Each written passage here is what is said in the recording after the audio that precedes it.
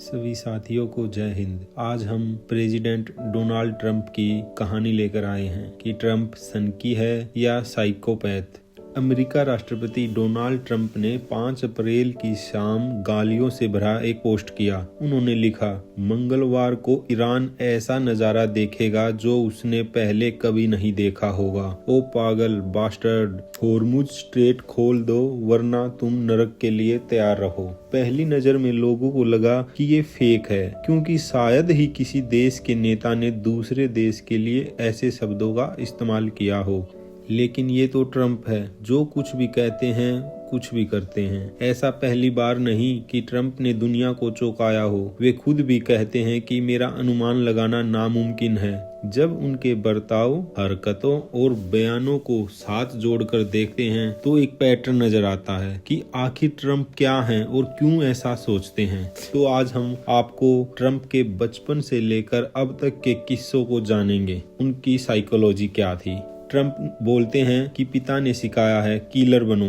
Donald Trump के पिता Fred Trump ने उनसे कहा था, दुनिया में 2 ही तरह के लोग होते हैं, किलर्स यानी विनर्स और लूजर्स। अमेरिका जर्नलिस्ट गवेंडा ब्लेयर अपनी किताब द ट्रम्प्स में लिखती है, ट्रंप के पिता ने उन्हें सिखाया था कि जीतने के लिए जो भी करना पड़े करो। डोनाल्ड ट्रंप की भतीजी मैरी ट्रंप ने उन पर एक किताब लिखी, too much and never enough, how my family created the world's most dangerous man. इसमें मैरी बताती है, फ्रेड ट्रंप कहते थे कि किसी को अपनी कमजोरी कभी मत दिखाओ और उसकी माफी मत मांगो। ट्रंप के बड़े भाई फ्रेडी जब कभी सॉरी कहते तो फ्रेड उनका मजाक उड़ाते। तो डोनाल्ड ट्रंप समझ गए कि फ्रेडी जैसा नहीं बनना है। ट्रंप बचपन से छोटे भाई रॉबर्ट के खिलौने छिपा देते थे, फिर ऐसा दिखाते थे कि उन्हें कुछ नहीं पता। एक बार खिलौना गायब होने पर रॉबर्ट जोर जोर से रोने लगे तो ट्रंप ने गुस्से में कह दिया कि चुप हो जाओ, नहीं तो तुम्हारे खिलौने तोड़ दूंगा। ट्रंप के जिद्दी व्यवहार की वजह से परिवार ने 13 साल की उम्र में उन्हें मिलिट्री स्कूल में भेज दिया था, लेकिन वहां भी उन्होंने दूसरों को बुली यानी परेशान किया। ट्रंप की बायोग्राफी लिखने वाले मार्क फिशर भी बताते हैं कि ट्रंप अपनी क्लास के लोगों पर चिल्लाते, धक्का मुक्की करते और हॉस्टल में अपना हुक्म चलाते। एक लड़के ने ट्रंप को झाड़ू से मारा तो ट्रंप उसे दूसरी मंजिल से नीचे धक्का देने लगे। दूसरे दोस्तों ने बड़ी मुश्किल से बीच बिचाव कर ट्रंप को ऐसा करने से रोका था। ट्रंप की साइकी। मेरी ट्रंप कहती है, घर में इस तरह के व्यवहार से ट्रंप को लगने लगा कि उन्हें कोई नहीं हरा सकता और वह हमेशा सही होते हैं। पिता ने उन्हें सिखा कि कभी हारना नहीं है। कंपनियों का दिवाला निकला लेकिन गलती नहीं मानी। कॉलेज के दिनों में ट्रंप कहते थे, मैं न्यूयॉर्क में रियल एस्टेट का किंग बनूंगा। ट्रंप की फैमिली का रियल एस्टेट बिजनेस था, एलिजाबेथ ट्रंप एंड सन्स।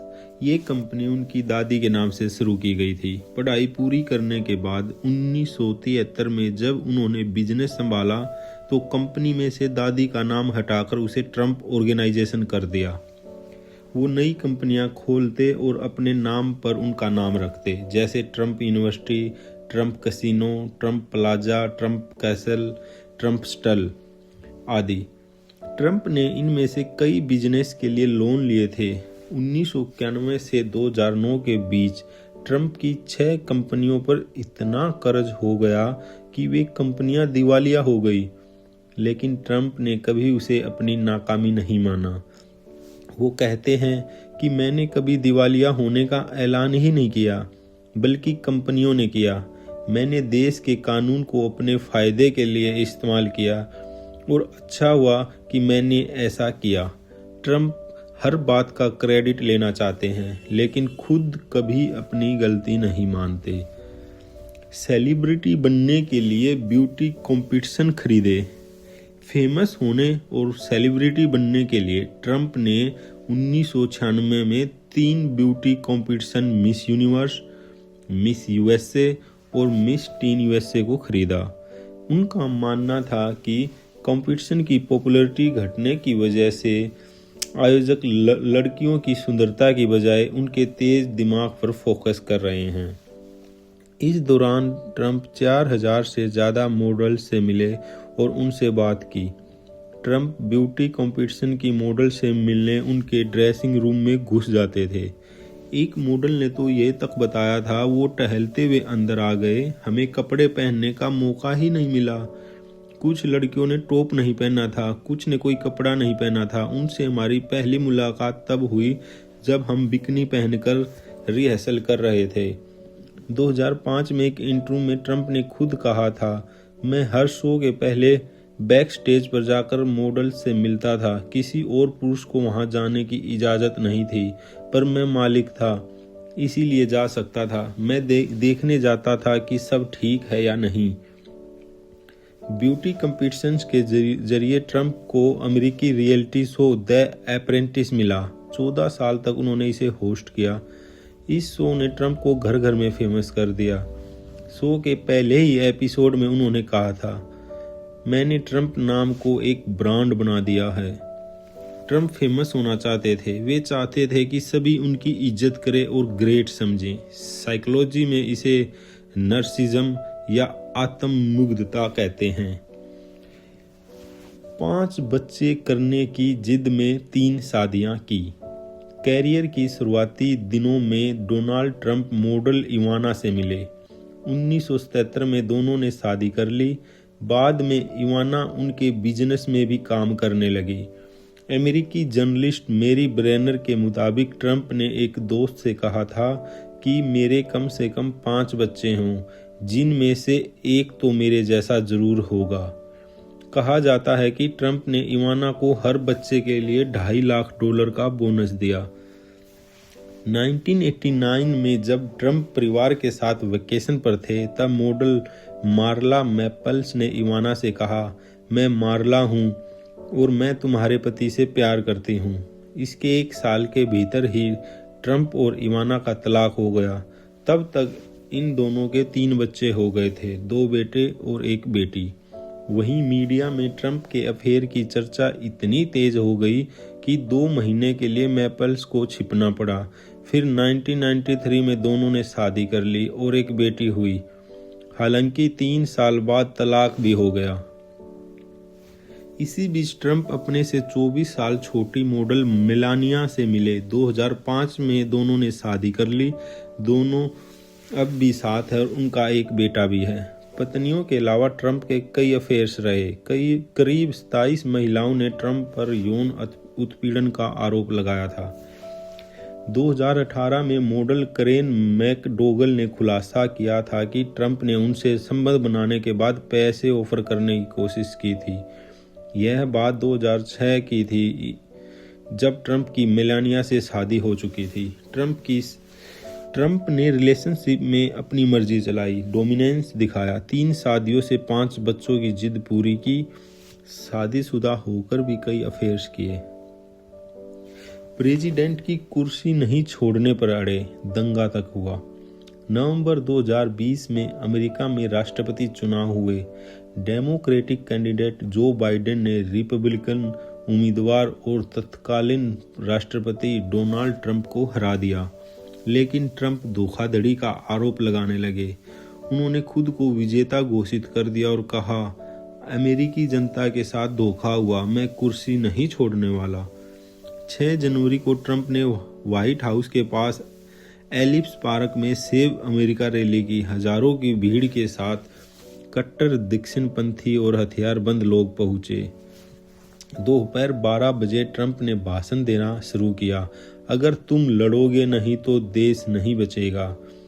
उन्होंने अमेरिकी सरकार के ऑफिसर कैपिटल हिल जाने के लिए भीड़ को भड़काया। भाषण खत्म होते होते प्राउड बॉयज, ओथ कीपर्स और 3 पेरेंटर्स जैसे कट्टर संगठन पुलिस से भिड़ने लगे। 2 बजे तक भीड़ कैपिटल हिल में घुस गई। वहां तोड़फोड़ और लूटपाट की। 8 घंटे तक चले दंगे में एक पुलिस अफसर समेत 5 लोगों की मौत हुई। सैकड़ों घायल हुए, जिनमें 174 पुलिस वाले थे। करीब $3 मिलियन यानी 27 करोड़ रुपए का नुकसान हुआ। अमेरिकी जांच कमेटी की रिपोर्ट के मुताबिक ट्रंप व्हाइट हाउस के डाइनिंग रूम में बैठे फॉक्स न्यूज पर दंगे की लाइव कवरेज देखते रहे। उनके परिवार और सलाहकारों ने इसे रोकने की अपील की, लेकिन उन्होंने अनदेखा कर दिया। जांच कमेटी के सदस्य एडम किंजिंगर मानते हैं कि ट्रंप दंगा रोकना ही नहीं चाहते थे। उन्होंने जानबूझकर कोई कदम न उठाने का फैसला किया क्योंकि वह किसी भी कीमत पर कुर्सी नहीं छोड़ना चाहते थे। सेकंड टर्म में और ज्यादा गुस्सेल बन गए ट्रंप। 20 जनवरी 2025 को डोनाल्ड ट्रंप दूसरी बार अमेरिकी राष्ट्रपति बने। उनके सत्ता में आने से पहले ही माना जा रहा था कि वे ज्यादा आक्रामक और गुस्सेल होंगे। ट्रंप ने अपने विरोधियों को कीड़े मकोड़ों तक बताया। उन्होंने कहा कि मैं अमेरिका में रह रहे माइग्रेंट्स देश के खून में जहर घोल रहे हैं। दुकान से चोरी करने वालों को गोली मारने की सलाह दी। ट्रंप ने माइग्रेंट्स को बाहर करने के लिए कड़ा रुख अपनाया। सिक्योरिटी फोर्सेस ने गिरफ्तारियां की और मिलिट्री प्लेन से उन्हें उनके देश भेजा गया। ऐसा पहली बार हुआ। एक बार उन्होंने पत्रकार कैथरीन लूसी को पिग्गी कहकर चुप करा दिया। फिर नवंबर 2025 में उन्होंने अमेरिकी संसद के 6 सदस्यों को मौत की सजा देने की धमकी दे डाली।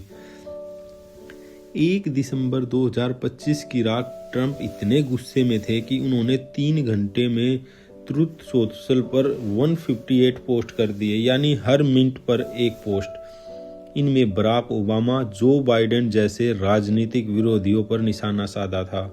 कभी ट्रंप के करीबी रहे और टेस्ला के सीईओ इलॉन मस्क से उनका झगड़ा जग जाहिर है। ट्रंप ने मस्क पर कई पर्सनल कमेंट्स किए जिससे बात काफ़ी बिगड़ गई। हाल ही में उन्होंने अटॉर्नी जनरल पॉम बोंडी को इसीलिए बर्खास्त कर दिया क्योंकि वे ट्रंप की मर्जी के मुताबिक पॉलिटिकल काम नहीं कर रही थी। Homeland security secretary Kristi Noem के साथ भी ऐसा ही हुआ। ट्रंप के एक करीबी अधिकारी ने कहा कि ट्रंप काफ़ी गुस्सा है और वे जल्द कई लोगों को इधर उधर कर सकते हैं, यानी ट्रंप अपनी कैबिनेट में बड़े बदलाव करने वाले हैं।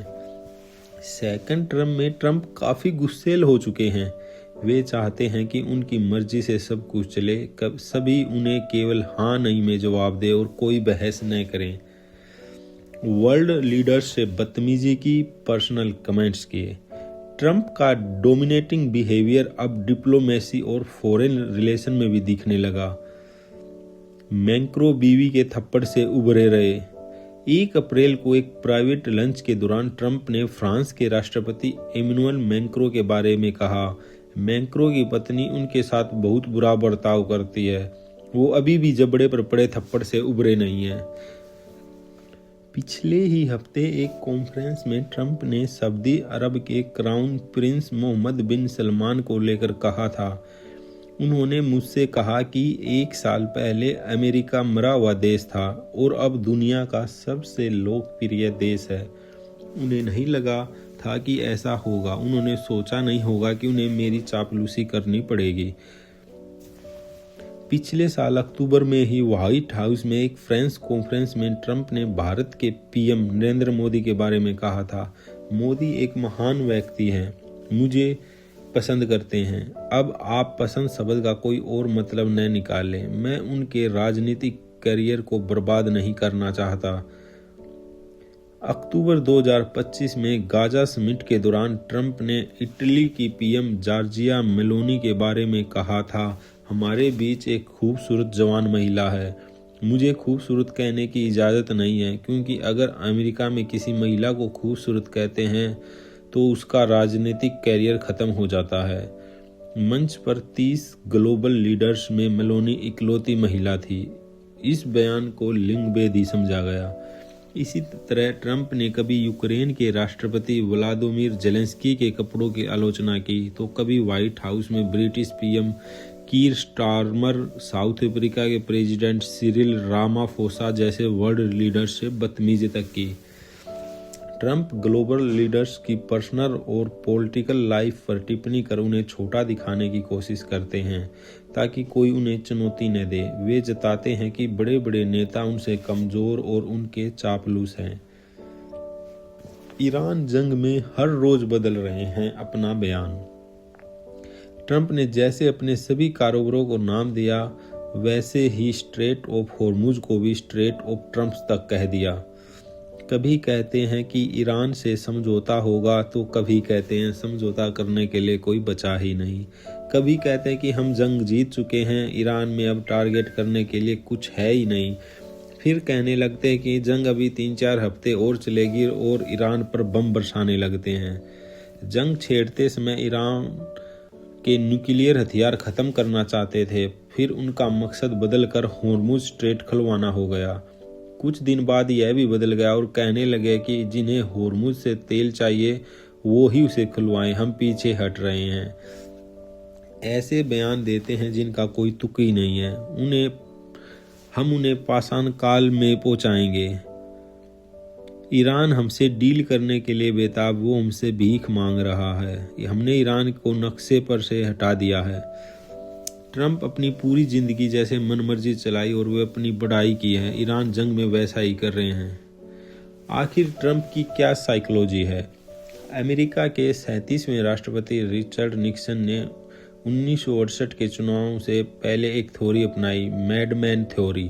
इसके मुताबिक अगर कोई लीडर ऐसा बर्ताव करे कि कुछ भी कर सकता है तो बाकी देश उसके सामने सरेंडर कर देंगे। ट्रंप भी मानते हैं कि एक लीडर के तौर पर उन्हें एक देश के तौर पर अमेरिका को ज़्यादा अनप्रिडिक्टेबल होना चाहिए, इसीलिए वे अजीबोगरीब काम करते हैं। कई साइकोलॉजिस्ट ने ट्रंप की हरकतों और व्यवहार का एनालिसिस किया और जाना कि आखिर ट्रंप की क्या साइकोलॉजी है। हेनली बिजनेस स्कूल में बिहेवियर चेंज की प्रोफेसर डॉक्टर होली एंड्रूज के मुताबिक ट्रंप साइकोपैथ हो सकते हैं। उनके भीतर संवेदनशीलता और अपराध बोध नहीं है। वे दूसरों को तकलीफ में देखकर खुश होते हैं। साइकोपैथ दूसरों का दिमाग भी पढ़ सकते हैं, लेकिन ट्रंप में ऐसी समझ नहीं है। ट्रंप की भतीजी और क्लिनिकल साइकोलॉजिस्ट मैरी ट्रंप कहती है, डोनाल्ड ट्रंप नार्सिसिस्ट हैं। वे आत्म केंद्रित और घमंडी भी हैं। वो चाहते हैं कि सभी उन पर ध्यान दें और उनकी तारीफ करें। मेली ग्रेंट नार्सिसिस्ट अमेरिकी साइकोलॉजिस्ट एलिजाबेथ मिक मानती है, ट्रंप को नार्सिज्म का सबसे घातक रूप मेली ग्रेंट नार्सिज्म है, जिसे व्यक्ति किसी भी काम करने के लिए संवेदनशीलता महसूस नहीं करते।